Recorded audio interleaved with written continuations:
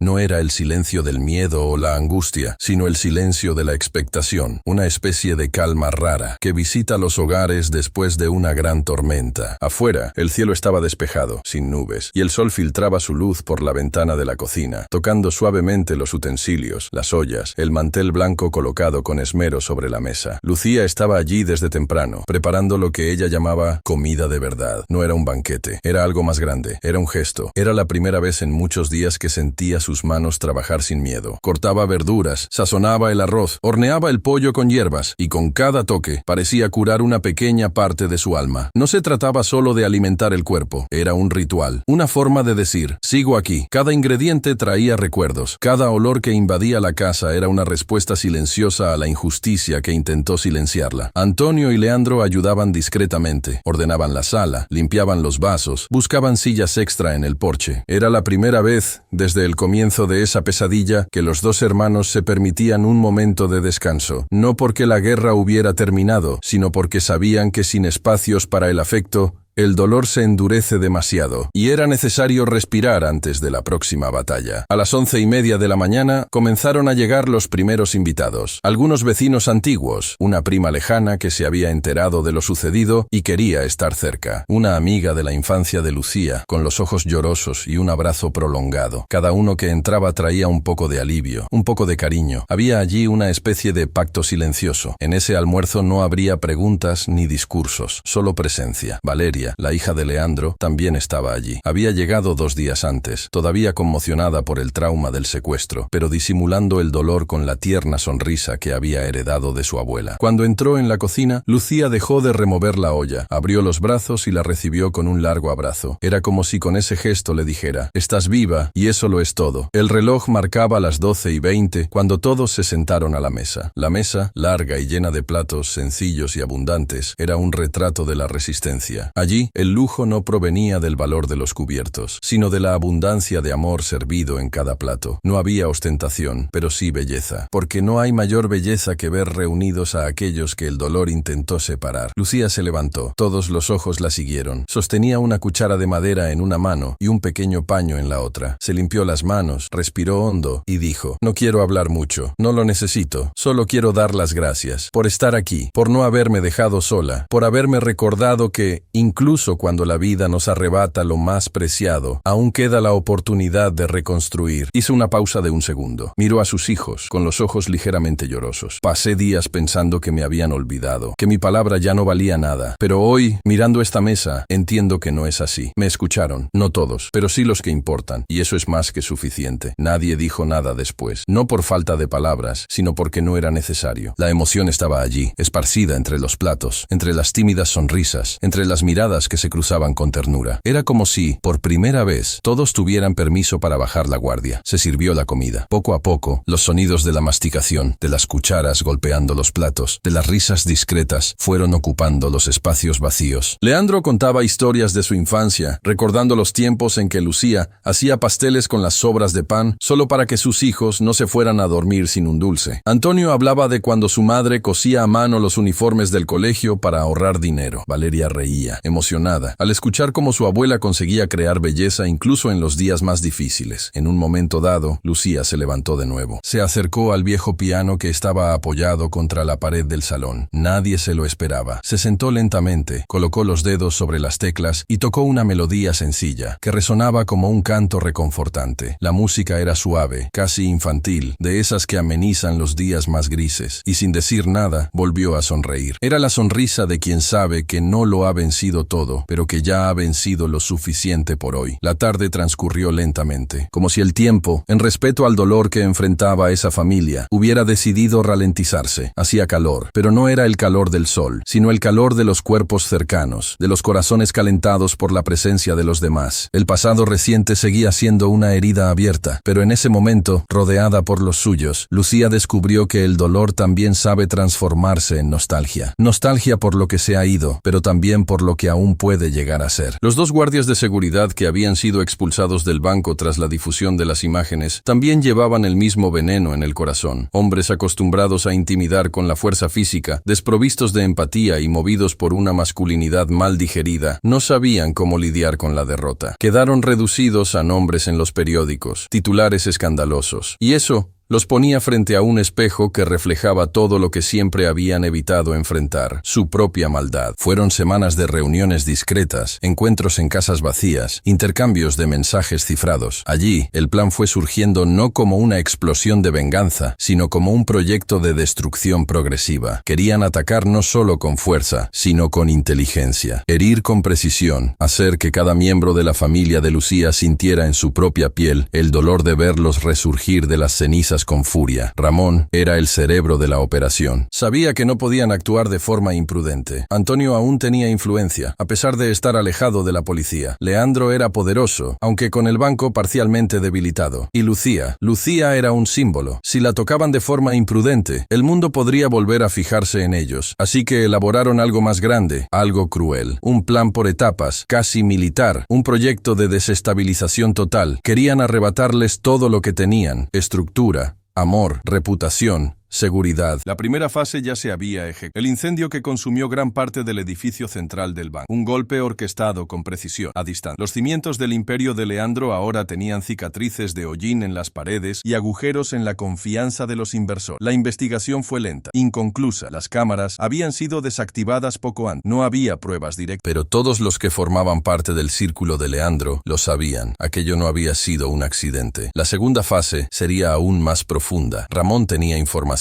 Conocía los hábitos de Valeria, la hija de Leandro, la joven universitaria que buscaba construir su vida lejos del tumulto de los negocios familiares, pero que ahora se había convertido en el blanco de un plan cobarde. La interceptación fue rápida, casi coreografiada. Se la llevaron después de salir de la biblioteca de la facultad. En una tarde lluviosa, el chofer privado se había distraído. Un vehículo se acercó y, en cuestión de minutos, Valeria desapareció sin dejar rastro. La familia fue informada de la desaparición a la mañana siguiente. Leandro, al recibir la noticia, se quedó paralizado. Su cuerpo permaneció inmóvil durante unos segundos. La taza de café se le resbaló de la mano y cayó al suelo. El sonido de la porcelana rompiéndose resonó en la sala, pero él no lo oyó. En su pecho, el corazón latía demasiado rápido. Antonio recibió la noticia casi al mismo tiempo. Ambos entendieron, sin necesidad de confirmación, que aquello era parte de algo más grande. Nadie más podía llamar a eso casualidad. Horas más tarde, llegó el correo electrónico. Anónimo, frío, objetivo, $650,000. Era la cantidad que pedían por su liberación. El tono del mensaje dejaba claro que no se trataba solo de dinero. Era un desafío, una declaración de guerra. Los secuestradores no solo querían enriquecerse, querían controlar, querían doblegar a Leandro y Antonio. Pero la tercera fase estaba en marcha. Mientras la familia intentaba mantener la calma y articular un plan para encontrar a Valeria, comenzaron a circular rumores sobre Antonio. Al principio, eran comentarios aislados. Luego aparecieron en foros en línea, páginas de denuncia, redes sociales, acusaciones anónimas, sin origen confirmado, que decían que estaba involucrado con las esposas de compañeros de la policía, que había conductas inapropiadas, relaciones cruzadas, traiciones encubiertas. Al principio Antonio intentó ignorarlo, pero rápidamente se dio cuenta de que no era algo espontáneo. Estaba orquestado. Su antigua comisaría comenzó a tratarlo con extrañeza. Sus compañeros lo evitaban. Se abrieron investigaciones internas. Su nombre, que antes estaba limpio, comenzó a ser cuestionado en conversaciones en las que él no estaba presente. Era una campaña para desacreditarlo, y estaba funcionando. Y entonces llegó la última parte, Lucía. Mientras sus hijos intentaban apagar el incendio de mentiras y salvar a Valeria, se produjo un nuevo golpe. Lucía, que intentaba retomar su rutina con pequeños paseos y tareas domésticas sencillas, desapareció una mañana aparentemente normal. La puerta principal se había quedado abierta por descuido. El vecino que solía verla todas las mañanas no la vio ese día. Y cuando Leandro fue a ver qué pasaba, la habitación estaba ordenada, el bolso sobre la mesa, pero su madre no estaba por ninguna parte. Fueron horas de desesperación, búsquedas por los alrededores, se consultaron las cámaras de seguridad, nada. Y una vez más, un nuevo correo electrónico, esta vez sin valor, sin petición, solo coordenadas. Un mapa que señalaba un bosque en el interior de Alemania, nada más. Era un juego, un teatro perverso montado por hombres que ya no tenían nada que perder. La venganza era completa, el banco en ruinas, la hija secuestrada, el nombre de Antonio mancillado, la madre desaparecida en un lugar desconocido. Lo que quedaba de la familia estaba ahora por los suelos. Pero incluso ante ese caos, había algo que Ramón no había previsto: la capacidad de los hermanos para reconstruirse. En la madrugada siguiente a la desaparición de Lucía, Antonio permaneció en pie. No pegó ojo en toda la noche. Estaba apoyado en el porche trasero, observando la oscuridad como quien busca una señal en la nada. Sus pensamientos eran un torbellino. Por más que su mente estuviera saturada, sabía que rendirse no era una opción. En la sala, Leandro tenía el rostro hundido entre las manos, frente a una mesa llena de papeles, mapas, mensajes impresos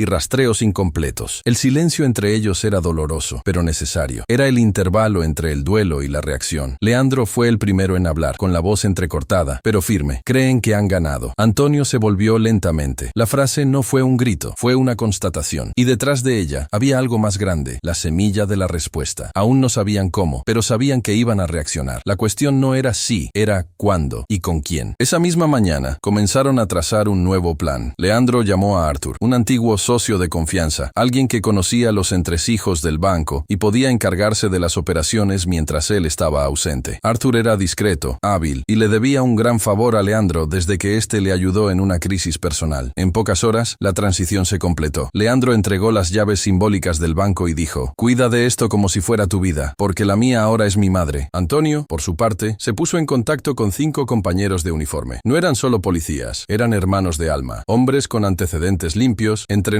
en misiones de rescate, con experiencia en el campo y, sobre todo, lealtad inquebrantable. Cuando se enteraron de la situación, no lo dudaron ni un segundo. 3 de ellos pidieron permiso en el trabajo. Los otros 2, jubilados, ya estaban preparados. Formaron un pequeño grupo de élite. No tenían armamento pesado ni vehículos oficiales, pero tenían conocimientos, estrategia y rabia contenida. Por suerte, Valeria fue encontrada antes de que la situación se agravara. Uno de los miembros del equipo de Antonio rastreó la señal de un móvil desechado en una zona cercana a una zona rural del estado de Maine. Era arriesgado, pero el grupo actuó con precisión. Entraron de madrugada, en silencio, y en pocos minutos localizaron la cabaña donde se encontraba Valeria. La chica, aunque conmocionada, se encontraba bien físicamente. No habían dejado ninguna demanda de rescate. No se trataba de dinero, se trataba de poder, de demostrar que podían tocar cualquier parte de la familia. Pero el mensaje fue otro. Valeria regresó a casa, y regresó con los ojos llenos de fuerza. Leandro, al abrazarla, le prometió que nunca permitiría que la volvieran a utilizar como una pieza en el juego de hombres cobardes. Y, en ese instante, comprendió que el verdadero golpe aún estaba por llegar, aquel que iría dirigido, con precisión, al corazón de quien había comenzado todo aquello. Pero antes estaba Lucía. El mapa enviado con las coordenadas indicaba un bosque en Alemania, un lugar lejano, remoto, al que llegaban pocos senderos. Era un lugar aislado, denso, con un clima inestable y casi sin señal de red. Pero eso no los detuvo. Antonio activó sus contactos en el sector de seguridad internacional. Con los documentos organizados a toda prisa y el apoyo de 2 exagentes que trabajaban en operaciones especiales en Europa, se programó el viaje. Durante el vuelo, la tensión era palpable. Leandro recorría con la mirada los mapas satelitales. Antonio organizaba el equipo básico de comunicación. Era una misión de rescate, pero también una prueba de fe, de paciencia, de estrategia. Cuando el avión aterrizó, continuaron en coche durante horas. La carretera era estrecha, con pocas señales. El aire del bosque era denso, húmedo, casi sofocante. Cada curva de la carretera parecía llevarlos más adentro de un territorio desconocido. Se guiaron por las coordenadas hasta que divisaron, entre los árboles, una construcción de madera, una cabaña, pequeña, con signos de uso reciente. 2 figuras estaban fuera, armadas, guardias. No eran profesionales, pero eran peligrosos. Hombres pagados para impedir que Lucía saliera o que alguien entrara. El plan era sencillo: distracción, infiltración, retirada rápida. El equipo se dividió. 2 de los amigos de Antonio se acercaron por el lado este. Hicieron ruido para llamar la atención de los guardias. Mientras estos investigaban, Antonio y Leandro se movieron por el lado opuesto. Uno de los guardias fue reducido. El otro contenido con firmeza. No hubo alboroto, ni largos enfrentamientos, solo la ejecución precisa del plan. Dentro de la cabaña, Lucía estaba sentada en una silla, con los pies envueltos en mantas viejas y una manta sobre los hombros. Cuando vio a sus hijos, tardó unos segundos en comprender si era un sueño o la realidad. Se le llenaron los ojos de lágrimas, pero no de desesperación, de alivio, de incredulidad ante el amor que había cruzado océanos para rescatarla. Lo sabía, dijo con voz temblorosa. Sabía que vendrían. Leandro la abrazó acercó como si quisiera envolverla en todo lo que no había podido proteger. Antonio, con los ojos llorosos, le cogió las manos como diciendo, se acabó. Y por un instante, allí, en aquel bosque extranjero, en un lugar sin nombre, volvieron a ser solo madre e hijos. Solo eso. Y era todo. Se quedaron un mes en Alemania, tiempo para recuperar el aliento, para curar los traumas del cuerpo y de la mente, para respirar lejos del humo de la venganza, pero sabían que aquello no era el final. Ramón y los dos guardias seguían en libertad, quizás planeando nuevos ataques, y ahora, más que nunca, era hora de preparar el capítulo final. El golpe no era solo físico, era psicológico. Estaban lidiando con mentes enfermas que no buscaban dinero, sino control, venganza. Querían ver a los hermanos desmoronarse, pedazo a pedazo, hasta que no quedara nada de la fuerza que habían construido alrededor de Lucía. Querían arrancar el vínculo central de la familia, el hilo que cosía todos los retazos de una vida hecha de superaciones, y de alguna manera lo estaban logrando. Leandro se sentó en el suelo de la sala, exhausto, el cuerpo encorvado, la respiración entrecortada. Antonio caminaba de un lado a otro, con los puños cerrados, tratando de encontrar respuestas en el vacío. Valeria lloraba en voz baja en su habitación. Había un aura oscura sobre la casa, una especie de duelo anticipado, como si la ausencia se hubiera convertido en una presencia demasiado densa para ser ignorada. Pero aún así, incluso en ese abismo, había una chispa. Lucia era más que una mujer, era un pilar fundamental, y también era un símbolo de todo lo que no estaban dispuestos a perder. «Vamos a ir a buscarla», dijo Leandro, con voz baja pero firme, aunque sea al fin del mundo, y eso era lo que harían. A la mañana siguiente, comenzaron a organizar el viaje. Antonio movilizó sus contactos internacionales, consiguieron los permisos necesarios, trazaron el itinerario con el cuidado de quien se prepara para atravesar un campo minado. No sabían lo que encontrarían, pero sabían a quién querían encontrar, a la madre, viva y de vuelta. Mientras tanto, en algún lugar del mundo, Lucía esperaba, en una cabaña aislada, rodeada de bosque, rodeada de silencio, su cuerpo frágil, pero su alma firme. Sabía que sus hijos vendrían. Lo sabía porque conocía sus corazones, porque ella misma los había moldeado, e incluso en la oscuridad, incluso en la soledad más densa, se repetía a sí misma, como un mantra, me encontrarán. Y eso era todo lo que necesitaba para seguir respirando. Durante semanas, cada noche se veía invadida por la imagen de Lucía sola, acorralada en algún lugar desconocido. Sus dos hijos cargaban en silencio con la culpa de no haber protegido a la mujer que les había dado todo. Aquel bosque representaba ahora no solo un desafío físico, sino una inmersión en lo más profundo de sus propios fracasos. Entrar allí era atravesar el territorio del dolor, pero también era la única manera de volver a lo que realmente importaba. La entrada al sendero no tenía señales. Era un espacio entre dos árboles centenarios, una sutil abertura en el verde oscuro, casi invisible. Bajaron del coche y se colocaron mochilas ligeras a la espalda. Leandro llevaba provisiones y equipo de primeros auxilios. Antonio llevaba lo esencial, una linterna de largo alcance, cuerdas, herramientas. Habían venido preparados para todo, o casi todo. Caminaron en silencio, solo se oía el sonido de sus propios pasos, las ramas secas crujiendo bajo las botas, el viento silbando entre las hojas. El camino era irregular, la vegetación era densa, y con cada metro que avanzaban, la tensión crecía como una sombra sobre sus hombros. Sabían que no solo iban a rescatar a Lucía, estaban invadiendo territorio enemigo. Aquello era una trampa, pero aún así entraron, porque había cosas que valían más que su propia seguridad, y salvar a su madre era una de ellas. Tras una hora de tensa caminata, divisaron la cabaña, pequeña, de madera envejecida, con el techo cubierto de musgo y rodeada de alambres improvisados. Había dos hombres armados afuera, sentados en sillas rústicas. Uno fumaba, el otro dormía con el sombrero cubriéndole la cara. La escena parecía tranquila, pero era una tranquilidad traicionera, del tipo que explota al menor movimiento en falso. Antonio hizo una señal. Rodeaban el claro y se acercaron por detrás, en silencio. No estaban allí para un enfrentamiento directo. Querían entrar y salir, con cuidado, con inteligencia. Aprovecharon la siesta de uno de los guardias. Avanzaron. Leandro lanzó una piedra al lado opuesto de la cabaña. El ruido atrajo al guardia despierto. Se levantó lentamente, desconfiado, y siguió en dirección al ruido. Fue suficiente. Antonio actuó rápido. Inmovilizó al que dormía, le ató las manos y le amordazó con cinta adhesiva. Leandro se encargó del otro. que fue tomado por sorpresa, se rindió en silencio, sin tiempo para reaccionar. Ni un disparo, ni un grito, solo eficiencia, solo precisión. Entraron en la cabaña. Lucía estaba sentada en una silla sencilla, cerca de la chimenea. Tenía los ojos cerrados y el cuerpo cubierto con una manta gruesa. Al oír los pasos, se encogió. Durante semanas, cualquier ruido había representado una amenaza, pero algo en la respiración de los que entraban, algo en la energía que invadió el espacio, era diferente. Abrió los ojos y allí estaban sus dos hijos. Leandro entró primero, se arrodilló ante ella y le tomó las manos con cuidado, como quien toca una reliquia. Sus ojos se llenaron de lágrimas al instante. Intentó hablar, pero no le salió la voz. Antonio, a su lado,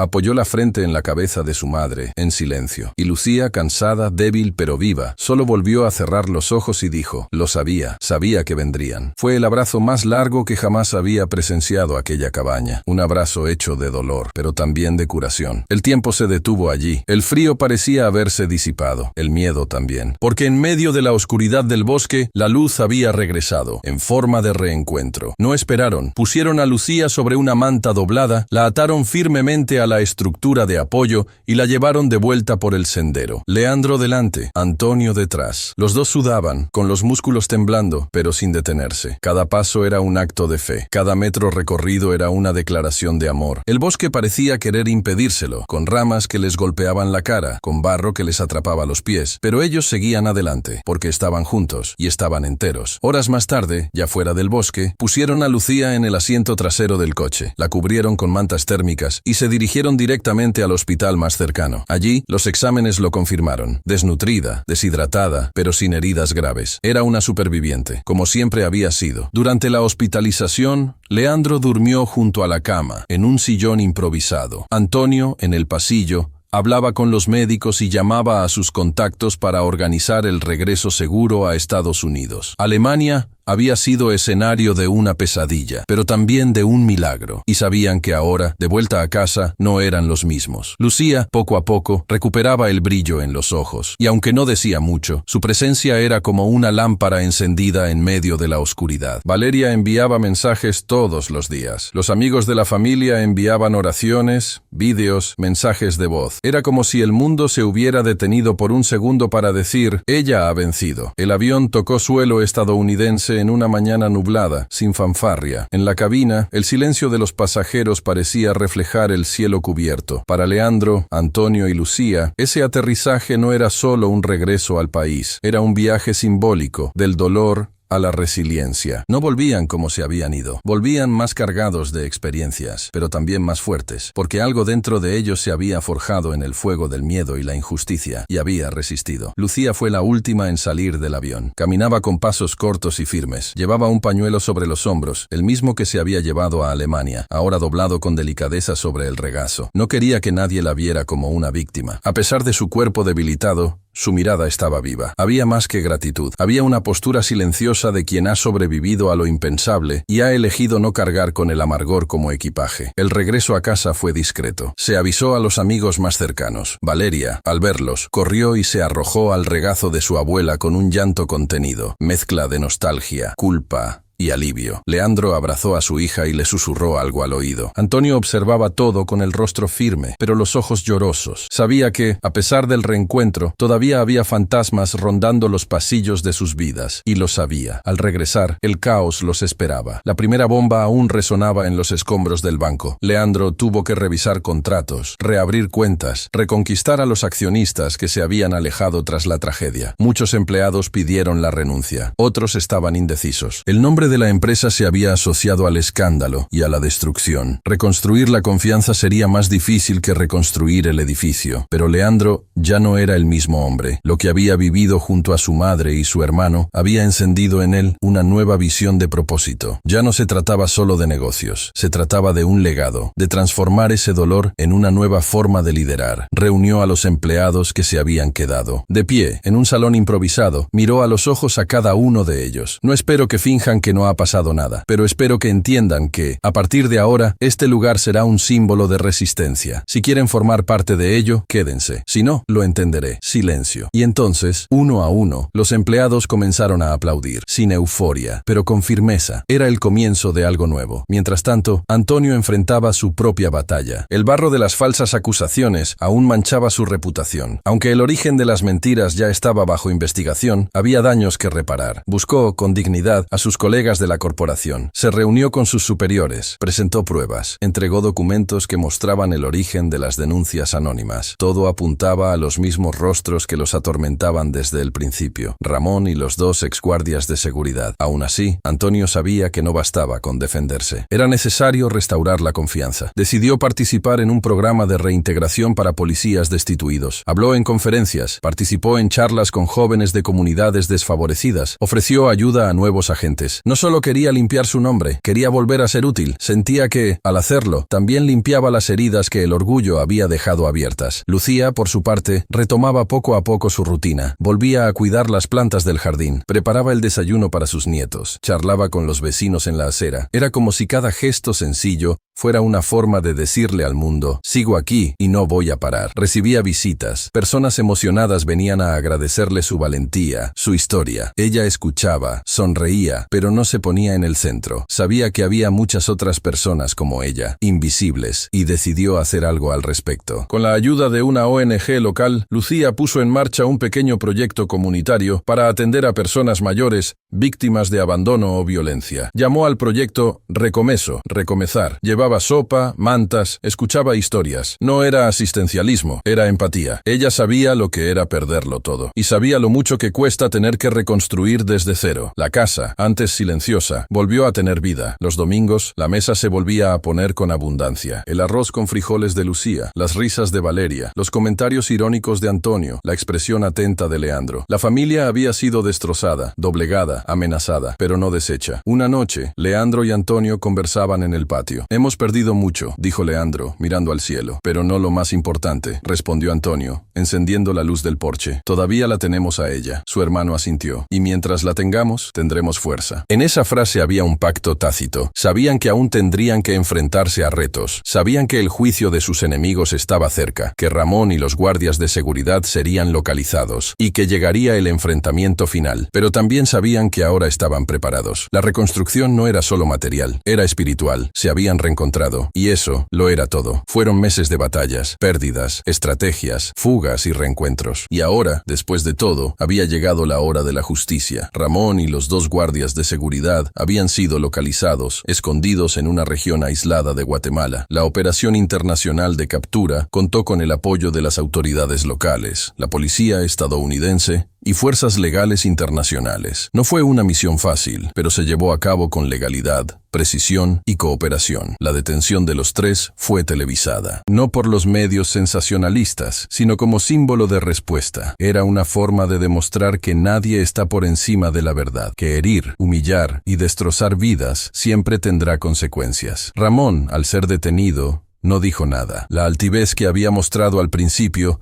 se desvaneció en el momento en que las esposas se cerraron en sus muñecas. Los guardias de seguridad también permanecieron en silencio, derrotados por dentro. Ya no había ningún plan, ya no había represalias. Solo quedaba la inevitable respuesta de la justicia. El juicio se celebró en territorio estadounidense. La acusación era extensa: robo, falsa acusación, asociación ilícita, secuestro, intento de extorsión, obstrucción a la justicia y más. El tribunal estaba abarrotado. Los abogados de ambas partes se enfrentaron en intensas jornadas de audiencias, con pruebas documentales, vídeos de seguridad, peritajes, testimonios y emotivos testimonios. Leandro y Antonio asistieron todos los días. Vestidos con trajes oscuros, con mirada firme, no buscaban venganza, buscaban el reconocimiento de la verdad. Lucía fue la última en declarar. Entró en la sala con pasos lentos, pero con postura firme. Cuando subió al estrado, miró directamente al juez, luego al jurado, y por último, a los acusados. No temblaba. Su voz, cuando resonó, era clara, pausada, atravesada por décadas de fuerza contenida. No utilizó palabras de odio. Contó su historia, con la dignidad de quien siempre ha vivido con honor. Habló de la humillación en el banco, del momento en que fue esposada ante personas a las que no les importaba quién era. Habló de la celda fría, del dolor del desprecio y del miedo, pero también habló de la fe. No estoy aquí porque os odie, dijo, mirando a Ramón. Estoy aquí porque creo que la verdad no necesita gritar, solo necesita resistir. Cuando terminó, se hizo el silencio en la sala, un silencio respetuoso, cargado de algo que ningún testigo anterior había sido capaz de provocar, conmoción genuina. Días después, llegó la sentencia. 50 años de prisión en régimen cerrado, para cada uno. La sala del tribunal no estalló en vítores. La justicia, cuando llega de la forma correcta, no provoca euforia, sino alivio. Una paz que no necesita ruido. Una confirmación de que el mundo, a pesar de todo, todavía tiene espacio para la verdad. Leandro respiró hondo. Antonio sujetó el hombro de su hermano. Lucía solo cerró los ojos durante unos segundos, como quien da las gracias en silencio a algo más grande que ella. Al salir del tribunal, no dieron entrevistas. Se fueron a casa. Y fue allí, en ese mismo hogar que había acogido tantos dolores y tantas victorias, donde Lucía decidió hacer algo especial. Un último gesto, un símbolo para cerrar ese capítulo. Quiero preparar el almuerzo, pero uno diferente, dijo con voz dulce, mirando a sus hijos. No solo para nosotros, sino para todos los que nos ayudaron a llegar hasta aquí. Y así, el domingo siguiente, la casa de Lucía volvió a llenarse de vida. En la cocina, el olor del arroz con azafrán, de la carne asada con ajo y romero, del pan de maíz recién salido del horno, se mezclaba con las risas de los niños que corrían por el patio. Allí estaban los viejos amigos, los vecinos, los 5 policías que ayudaron en el rescate de Valeria, los abogados, incluso el juez, que discretamente aceptó la invitación. Lucía, vestida con un vestido claro y un pañuelo bordado sobre los hombros, iba de mesa en mesa, sirviendo con sus propias manos. No aceptaba que la trataran como una heroína. Prefería el papel de anfitriona. Prefería la sencillez de un abrazo sincero a la formalidad de un trofeo. Antes de la comida, todos fueron invitados a reunirse alrededor de la mesa principal, en el patio. Lucía se puso de pie, miró a cada uno, respiró hondo y dijo: quiero dar las gracias a cada uno de ustedes por su apoyo, por su presencia, por su fe. No solo me han salvado a mí, han salvado la memoria de mi historia, el honor de mi familia. Y eso